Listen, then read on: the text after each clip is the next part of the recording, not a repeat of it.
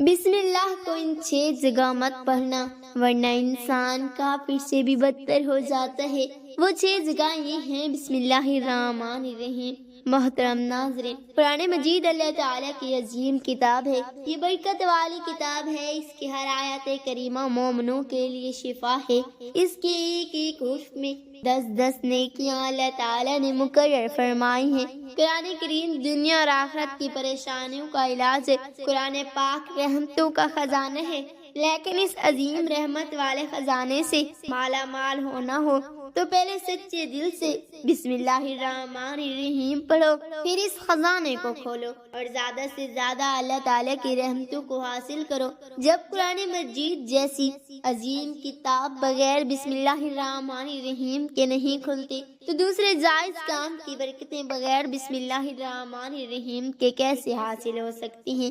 حضرت عثمان بن عفان رضی اللہ تعالی عنہ نے رسول اللہ صلی اللہ علیہ وسلم سے بسم اللہ کی نسبت سوال کیا تو حضور اکرم نور مجسد صلی اللہ علیہ وسلم نے فرمایا یہ اللہ تعالیٰ کا نام ہے۔ اللہ تعالیٰ کے بڑے ناموں اور اس میں اس قدر نزدیکی ہے جیسے آنکھ کی سیاہی اور سفیدی میں۔ حضرت جابر رضی اللہ تعالی عنہ فرماتے ہیں جب یہ آیت مبارکہ بسم اللہ الرحمن الرحیم اتری، بادل مشرق کی طرف چھت گئے، ہوائیں ساکن ہو گئی، سمندر ٹھہر گیا، جانوروں نے کان لگا لیے، شیاطین پر آسمان سے شعلے گرے اور پروردگار عالم نے اپنی عزت اور جلال کی قسم کھا کر فرمایا کہ جس چیز پر میرا یہ نام لیا جائے گا اس میں ضرور برکت ہوگی۔ حضرت ابن مسعود رضی اللہ تعالی عنہ فرماتے ہیں کہ جہنم کے 19 دروازوں سے جو بچنا چاہتے ہو وہ بسم اللہ الرحمن الرحیم پڑھو۔ اس کے بھی 19 حروف ہیں، ہر دروازے سے بچاؤ بن جائے گا۔ ابن عطیہ نے بیان کیے ہیں، لیکن کچھ ایسی جگہ ہیں جہاں پر بسم اللہ الرحمن الرحیم پڑھنا حرام ہے، جائز ہی نہیں ہے۔ ہر انسان جہاں چاہتا ہے پڑھ لیتے ہیں۔ کچھ لوگوں کی ایسی عادت بن جاتی ہے کہ وہ ہر کام کرنے سے پہلے ایک دم بسم اللہ الرحمن الرحیم پڑھتے ہیں، تو کچھ ایسی بھی جگہ ہیں جہاں پہ بسم اللہ ہمیں نہیں پڑھنی چاہیے۔ جہاں پر بسم اللہ الرحمن الرحیم انسان اگر پڑھ لے گا تو وہ گناہگار ہوگا۔ بسم اللہ کا پڑھنا ایسی جگہ پر، ایسے مقامات پر جائز نہیں ہے۔ اب آپ یہ سمجھ لیجئے کہ کن مقامات پر بسم اللہ نہیں پڑھنی چاہیے۔ محترم ناظرین، آپ نے سنا ہوگا کہ ہر کام شروع کرنے سے پہلے بسم اللہ الرحمن الرحیم پڑھنا چاہیے، کیونکہ بسم اللہ الرحمن الرحیم کا معنی ہے شروع اللہ کے نام سے جو بڑا مہربان نہایت رحم کرنے والا ہے۔ یعنی ہم جو کام شروع کر رہے ہیں وہ اللہ کے نام سے شروع کر رہے ہیں تاکہ اللہ تعالی ہمارے اس کام میں برکت عطا فرما دے۔ اور بسم اللہ پڑھنے کے فائدے بھی بہت زیادہ ہوتے ہیں۔ اگر کوئی انسان کسی کام کو بسم اللہ پڑھ کے کرتا ہے تو اللہ تبارک و تعالی اس کام میں برکت عطا فرماتے ہیں، اور یہ سنت بھی ہے۔ حضور اکرم صلی اللہ علیہ وسلم نے بہت سارے مقامات پر ہمیں بسم اللہ الرحمن الرحیم پڑھنے کی تاکید فرمائی ہے، اور حضور صلی اللہ علیہ وسلم نے بسم اللہ الرحمن الرحیم پڑھنے کا حکم دیا ہے۔ اب اگر آپ کوئی بھی نیک کام شروع کر رہے ہیں، اس نے ایک کام شروع کیا، اس سے پہلے بسم اللہ الرحمن الرحیم اگر آپ پڑھ لیں گے تو آپ کی سنت بھی ادا ہو جائے گی، اور اس پہ آپ کو اجر و ثواب بھی ملے گا، اور اس کی برکتیں بھی آپ کو ملیں گی۔ اگر آپ نے کسی نیک کام شروع کرنے سے پہلے بسم اللہ پڑھ لیا تو پھر انشاءاللہ اس میں آپ کا نقصان نہیں ہوگا۔ اللہ تعالیٰ خود آپ کا حامی و مددگار اور ناصر بن جائے گا، کیونکہ آپ نے اپنے کام کو اللہ تعالیٰ کے نام سے شروع کیا کہ ہمارا کام تھا کرنا اور بندہ کیا کرتا ہے، اور اس کے بس میں ہوتا ہی کیا ہے، بندہ تو اسباب اختیار کرتا ہے، اور بندے کر بھی کیا سکتے ہیں۔ بندے کے ذمہ صرف اسباب کا اختیار کرنا ہے کہ آپ کسی کام کو کرنے سے پہلے سبب اختیار کریں کہ ہمیں یہ کام کرنا ہے، باقی اللہ تعالیٰ کے سپرد کریں۔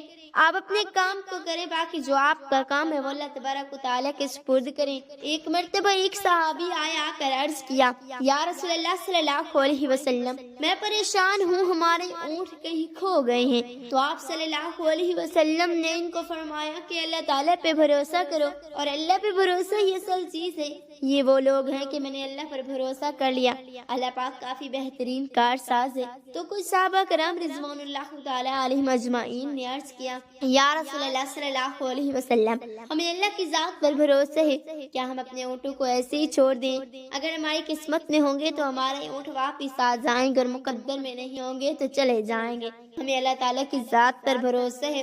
تو حضور اکرم صلی اللہ علیہ وسلم نے فرمایا کہ نہیں، پہلے اپنے اونٹ کو باندھو، پھر اللہ کی ذات پر بھروسہ کرو، یعنی ہمارے ذمے کے جو کام ہیں وہ ہمارے اوپر کرنا لازم ہے۔ اسباب کا انکار کرنے والا جہل ہوتا ہے، اسباب کا انسان انکار کر نہیں سکتا کہ نہیں ہم تو ہاتھ رکھ کے بیٹھ جائیں گے، اب اللہ تعالیٰ رزق لائے گا کیونکہ وہ رزاق ہے، وہ ہمیں کھلائے گا، لیکن آپ اپنی محنت کیجیے، آپ اسباب اختیار کیجیے، پھر اللہ تعالیٰ کی ذات پر چھوڑ دو۔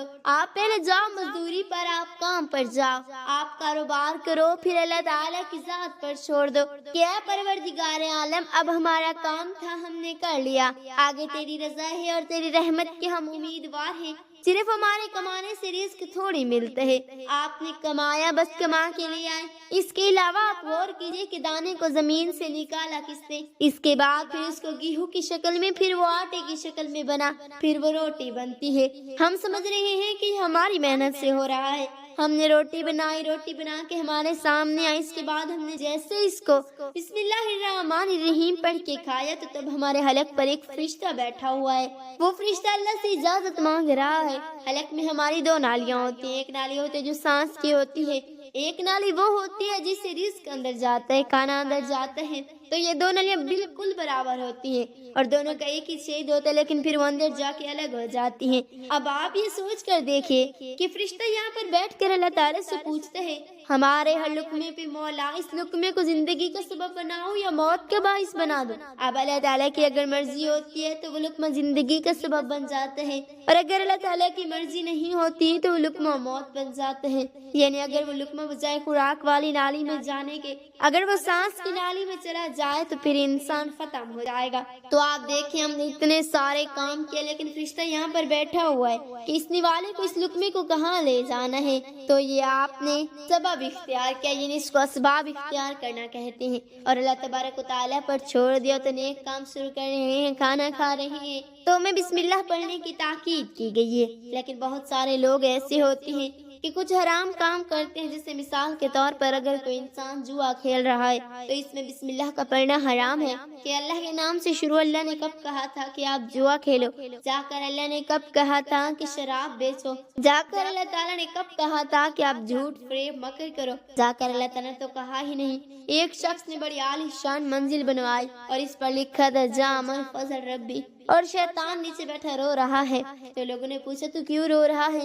تو اس نے کہا دیکھو میں نے اسے جھوٹ بلایا، فراڈ کروایا، ہم نے اس کی بلڈنگ فراڈ کر کے بنوائی اور یہ لکھ رہا ہے میرے رب کا فضل ہے۔ اللہ تعالیٰ نے کہاں کہا تھا کہ جھوٹ بولو؟ اللہ تعالیٰ نے کہاں کہا تھا کہ ڈھونگ کرنا؟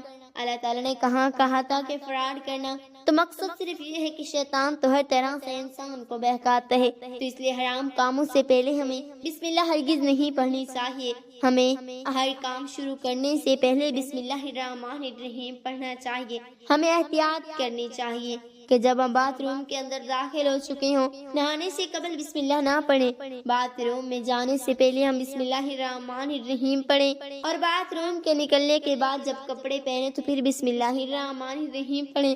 اور کوئی انسان کاروبار کرتا ہے، اب اس نے جھوٹ بولا اور پھر اس کے بعد پیسے لیتے وقت بسم اللہ الرحمن الرحیم پڑھا، تو ایسی جگہوں پر جہاں پہ حرام کام کوئی بندہ کرتے ہے تو وہاں پر بسم اللہ الرحمن الرحیم نہیں پڑھنا چاہیے، کیونکہ اللہ تبارک و تعالیٰ نے آپ کو دنیا میں چھوٹ دے رکھی ہے کہ جیسا کرو گے ویسا بھرو گے۔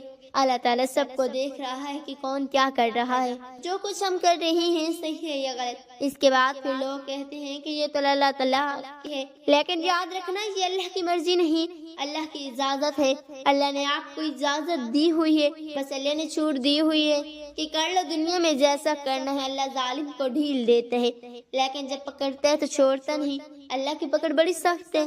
تو دنیا میں اللہ دیکھ رہی ہی مرضی نہیں کہ اللہ کی کیا آپ گناہ کرو، لیکن اللہ نے بس آپ کو اجازت دی ہو کہ کر لو، دیکھو کتنا کرو گے، ایک دن آؤ گے میرے پاس، جب آؤ گے تب ہم فیصلہ کریں گے۔ مالک یوم الدین، انصاف کے دن کا حاکم تو اللہ کو سمجھیے گا، اور ہمیں یہ سمجھنا چاہیے کہ کون سے کام ہمیں کب کرنے چاہیے کب نہیں کرنے چاہیے۔ جو سنت رسول صلی اللہ علیہ وسلم پر ہم عمل کریں گے تو اللہ تعالی ہمیں کامیاب کر دے گا، دنیا میں بھی اور آخرت میں بھی انشاءاللہ۔ اللہ پاک ہمیں بہت احترام کرنے کی توفیق عطا فرمائے، ہمارا خاتمہ ایمان پر فرمائے، آمین۔ اللہ تعالیٰ تمام مرحومین کی مغفرت فرمائے، آمین ثم آمین۔